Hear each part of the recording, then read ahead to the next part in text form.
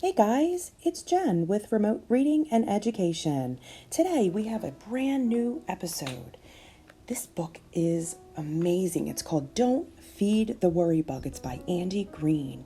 She is a writer and illustrator, and she produces the Worry Woo Monsters. This is an award-winning line of storybooks and plush dolls dedicated to all your emotions.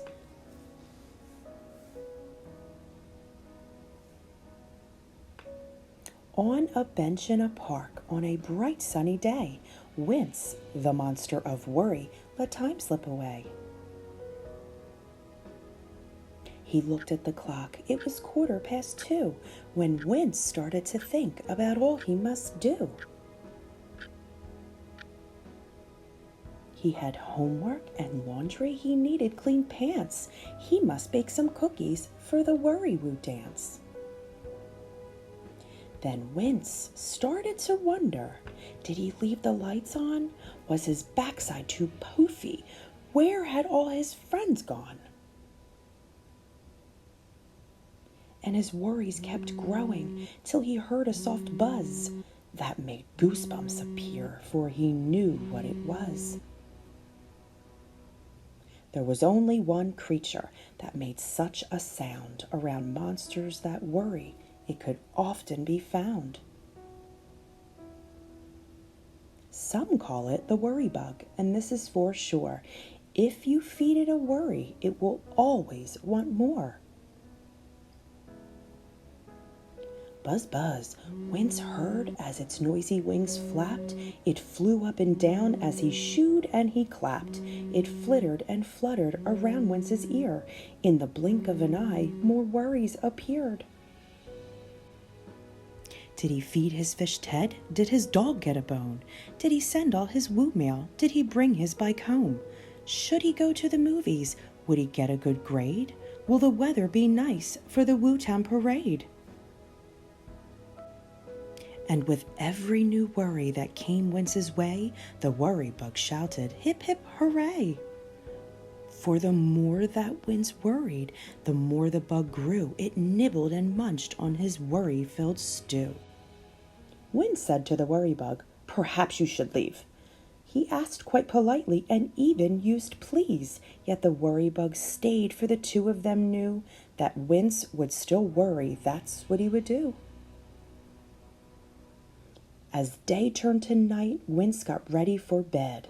The worry bug yawned and laid next to his head.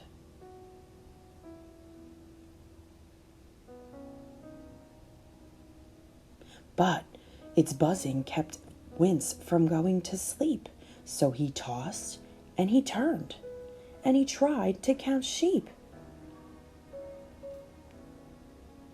While thoughts of what if, could be, maybe, and might made Wince worry more. He was worried all night. When morning arrived, Wince looked up and gasped. The worry bug had grown. It had happened so fast. It used to be tiny, an annoyance quite small. Now it covered the kitchen, the ceiling, and wall. The bug's belly gurgled, full of worries it was. No longer could Wince sweep it under the rug. Its buzzing went on, and Wince started to fret about all of the things that hadn't happened just yet. No cookies were baked, the laundry had piled. Wince hadn't done homework in such a long while. Enough! Wince exclaimed. There must be a way to get rid of a worry bug.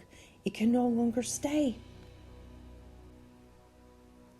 So Wince went to the library to read and take notes about catapults, cranes, wagons, and goats.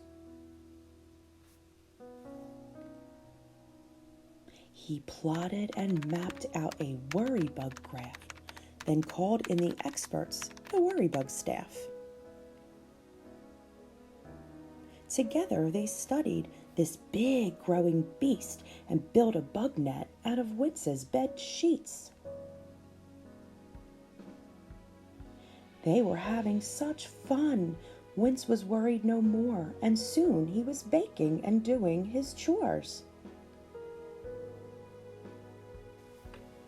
But just when Wince thought his work was complete, the worry bug buzzed. I need something to eat. Wince looked at the bug. It was once again small, for while Wince had been busy, he hadn't worried at all. You've ignored me all day, the tiny bug said. And you haven't been worrying, so I haven't been fed. Then the bug stomped its feet and buzzed all the more. Wince took a firm stand and showed him the door. I've got things to do. I must work.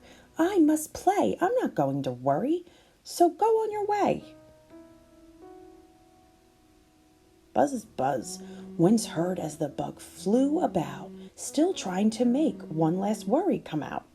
It flittered and fluttered around Wince's ear, yet Wince wouldn't give in, and it soon disappeared. Wince knew very well that this wasn't the end.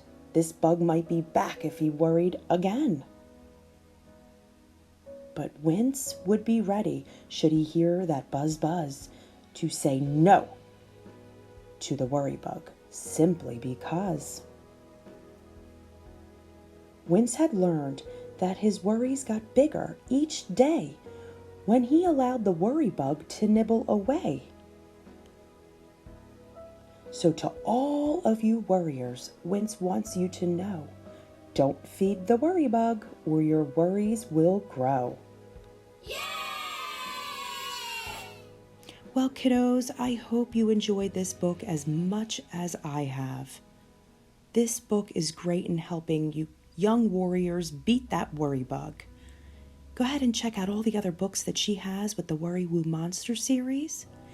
And here's some questions for you guys to think about. What makes you worried? And when you have that worry, definitely speak to your parents about that worry and always know that you are loved. If you guys enjoyed this book as much as I did, go ahead and give it a like, subscribe so that you get updates when the next book comes out. Also in the comments, leave any books you would like me to read to you. For now, take care.